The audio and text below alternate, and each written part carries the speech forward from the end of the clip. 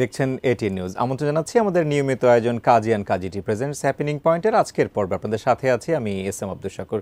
দর্শক, একটা দেশের বিমানবন্দর কিংবা তার রাস্তাঘাট দেখে নাকি ওই দেশের মান নির্ধারণ করা হয়। আর সাম্প্রতিক সময়ে কিংবা গতকাল কি আমরা দেখেছি বিমানবন্দরের যে কার্গো ভিলেজ সেখানের আগুন 7 ঘন্টায় নেভানো যায়নি। ঠিক এর সঙ্গে প্রশ্ন আসে যে এই নিভানোর দায়িত্বে অনেকাংশে আমাদের ফায়ার সার্ভিস বা সিভিল ডিফেন্স ইনভলভ আছে। সাম্প্রতিক সময়কালে আমরা কয়েকটি দুর্ঘটনার ঘটনা দেখেছি। সাধারণত শীতকালে আমরা আমাদের আগুনের প্রবণতা বেশি দেখি, তখনই অনেক সময় প্রশ্ন জাগে যে আমাদের ফায়ার সার্ভিস কতটা তৈরি, আর আন্তর্জাতিক যে মানদণ্ড সেখানেই বা আমরা কতটা প্রস্তুত আছি। এরকম একটা বিষয় নিয়ে আমরা সাজিয়েছি আমাদের আজকের পর্ব। বিষয় নির্ধারণ করা হচ্ছে আমাদের ফায়ার সার্ভিস কতটা আন্তর্জাতিক মানের। আর এই বিষয়ে কথা বলবার জন্য এই ফায়ার সার্ভিসে কাজ করা একজন এক্সপার্ট মানুষ আমাদের সঙ্গে আছেন, মেজর অবসরপ্রাপ্ত এ.কে.এম. শাকিল নেওয়াজ, যিনি সাবেক পরিচালক বাংলাদেশ ফায়ার সার্ভিস এবং সিভিল ডিফেন্স। তার বাইরেও তিনি পেশাদারিত্বে অনেকগুলো জায়গাতে এখন কাজ করেন, শিক্ষক হিসেবেও কাজ করছেন বিভিন্ন বিশ্ববিদ্যালয়ে। আমরা তার সঙ্গে একটু আলোচনা করতে চাই। আমাদের আজকের আয়োজনে আপনাকে স্বাগত জানাচ্ছি। ধন্যবাদ আমাকে আমন্ত্রণ জানার জন্য। যখন কোনো দুর্ঘটনা ঘটে তখন আমরা সে নিয়ে বেশ কিছু আলোচনা করি, অনেক রকমের উদ্যোগ গ্রহণ করি, আবার কখনো কখনো সেই উদ্যোগ হারিয়েও যায়। আগুন লাগার ঘটনাটাও কিন্তু তারই ধারাবাহিকতা। আমরা হঠাৎ করে এই যে বিমানবন্দরের একটা বড় দুর্ঘটনা কিংবা আগুন লাগার ঘটনার সঙ্গে সঙ্গে আমরা এ নিয়ে আবার নড়েচড়ে বসেছি। আমরা যদি প্রথমে একটু জিজ্ঞেস করি যে বিমানবন্দরের মতো এরকম একটি জায়গাতে 7 ঘন্টায় আগুন নেভানো যায়নি, কেন হলো এরকম? প্রথমে আসি, আপনি যেটা বলছেন যে আমরা একটার পর একটা ঘটনা আমরা এটা মনে আসে, তারপরে আমরা ভুলে যাই। আসলে হিউম্যান সাইকোলজি বা মাইন্ডসেটের কথা বলেন যে 72 আওয়ার্সের পরে কিন্তু আরেকটা ঘটনা কিন্তু আসতেছে, তখন কিন্তু আপনার মাইন্ডসেটের অফসেট কিন্তু হয়ে যাচ্ছে, তখন আপনি কিন্তু ওইটা নিয়ে ইনভলভ থাকেন।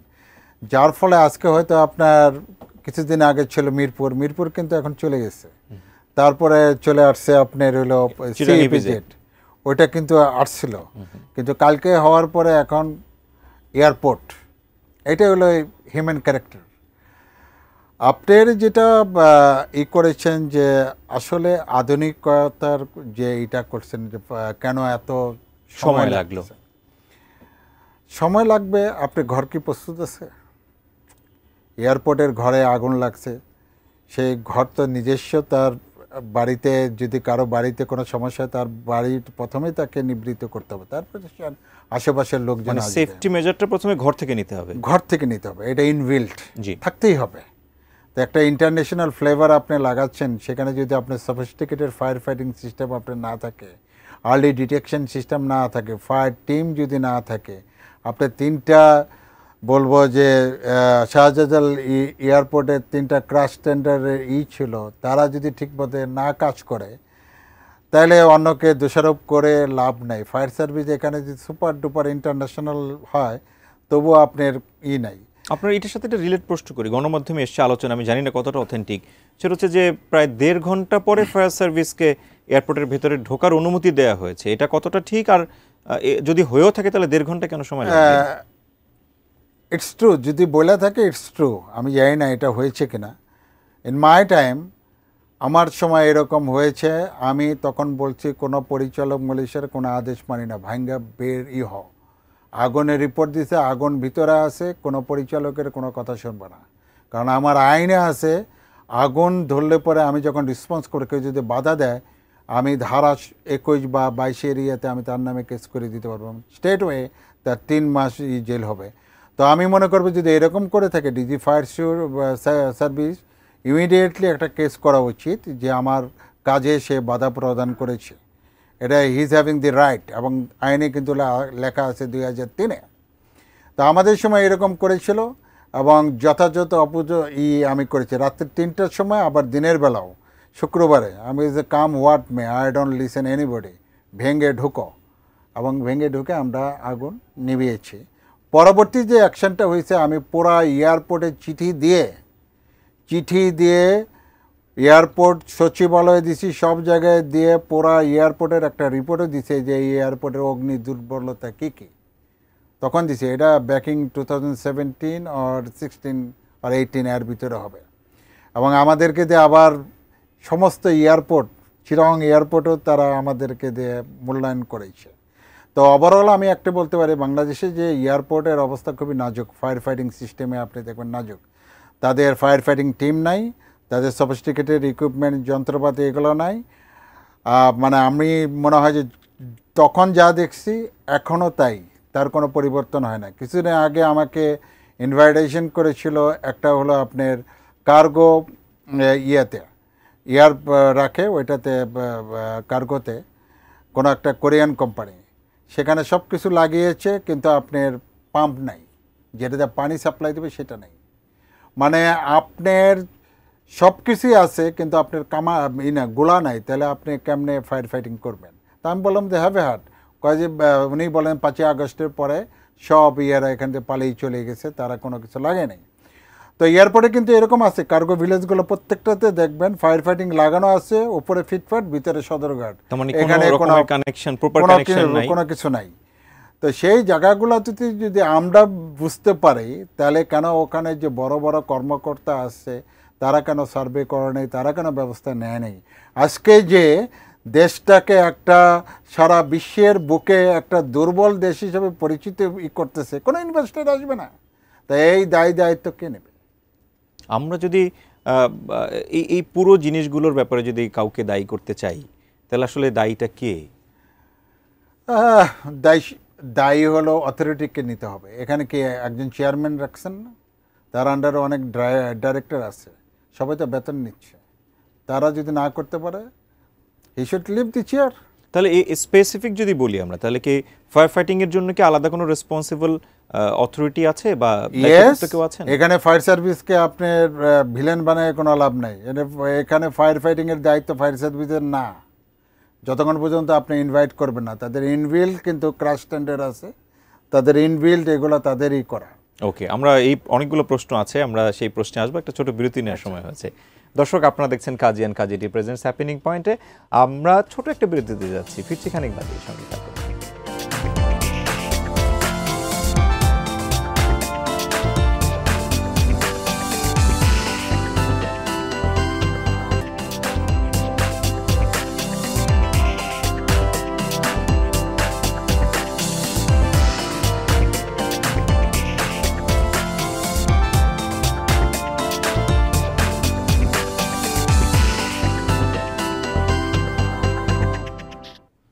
বিরতির পর আরও একবার স্বাগত জানাচ্ছি কাজী অ্যান্ড কাজী প্রেজেন্টস হ্যাপেনিং পয়েন্টে। আমাদের ফায়ার সার্ভিস কতটা আন্তর্জাতিক মানের, এই বিষয়ে আমরা কথা বলছি। মেজর অবসরপ্রাপ্ত AKM শাকিল নেওয়াজ তিনি আমাদের সঙ্গে আছেন, তার সঙ্গে নিয়ে আমরা কথা বলছি, যিনি ফায়ার সার্ভিসে এককালে কাজ করেছেন পরিচালক হিসেবে। আমরা আমাদের যেহেতু সাবজেক্ট ম্যাটারটাই বলছি যে আমাদের ফায়ার সার্ভিস কতটা আন্তর্জাতিক মানের, আমরা যদি আন্তর্জাতিক মানদণ্ডে আমাদেরকে মূল্যায়ন করি, আসলে আমাদের ফায়ার সার্ভিস এখন কোন অবস্থানে আছে? Okay, let me cite the example. Very good question, pertinent question. আমরা যদি সার্কভুক্ত কান্ট্রিগুলোতে করি, তাহলে আমাদের ফায়ার সার্ভিসের স্ট্যান্ডার্ড কিন্তু অনেক ভালো যন্ত্রপাতির দিক দিয়ে। আমি আপনাকে বলে, আমাদের 6টা হ্যাজমাট টেন্ডার আছে, কেমিক্যাল টেন্ডার 6টা আছে, যেটা আশেপাশে কোনো ইভেন ইন্ডিয়াতেও নাই। মানে এটার কাজটা কি? আমরা হয়তো টেকনিক্যাল টার্ম বুঝবো না। কেমিক্যাল হলো যে হ্যাজমাট, যে কেমিক্যাল ফায়ার ফাইটিং এখানে হয়েছে, সেই কেমিক্যাল নিবানোর জন্য, আগুন নিবানোর, মানে যেটা একটু তুলনামূলক দুরূহ, এটাকে নিয়ন্ত্রণ করা যায় না। ব্রিদিং অ্যাপারেটাস স্ট্যান্ডার্ড যদি দেখেন, এই সাবকন্টিনেন্টে কিন্তু আপনার নাই। লোভ যদি দেখেন, এটার কিন্তু নাই এই সাবকন্টিনেন্টে। তারপরে এরিয়াল ল্যাডার যদি দেখেন, আমাদের বোধহয় এখনও 30টার মতো বোধহয় আছে। এটা অনেক দেশে এর পরিমাণ কম।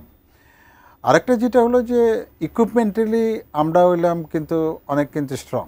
আচ্ছা, বাট ফায়ার সার্ভিসে যেটা হলো যে জনবল অনেক কম।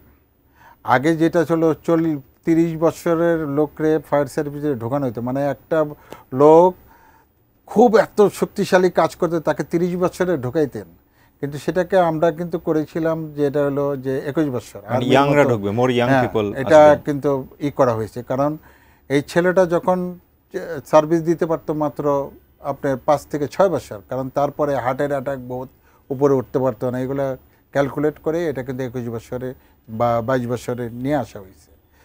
কিন্তু জনবলে অনেক ঘাটতি রয়েছে। এটা কি শুধুমাত্র সংখ্যা নাকি টেকনিক্যাল স্কিলটাও আমরা সেভাবে তৈরি হয়নি? আমি একটু আসতেছি। জনবলে অনেক ঘাটতি রয়েছে। মানে সংখ্যার দিক থেকে কম আছে। সংখ্যার দিক থেকে অনেক, যেমন এখন হইলো 400-র মতো ইয়েতে স্টেশনে অফিসার এবং জনবল এটা নাই। আর ফায়ার সার্ভিসে বড় দুর্বলতা হলো আপনি কিন্তু 2003-এর আইন অনুযায়ী তাকে আপনি অগ্নি নির্বাপনের জন্য তাকে নিয়োগ দিতেছেন, যে সে হলো অগ্নিযোদ্ধা, কিন্তু আইনের কোথাও নাই সে হলো কেমিক্যাল বা হ্যাজমত, নিউক্লিয়ার ফায়ার ফাইটিং এবং কনস্ট্রাকচার বা এরকম খুব স্পেশাল যে টিমের কাজ করবে, আইনের কোথাও নাই।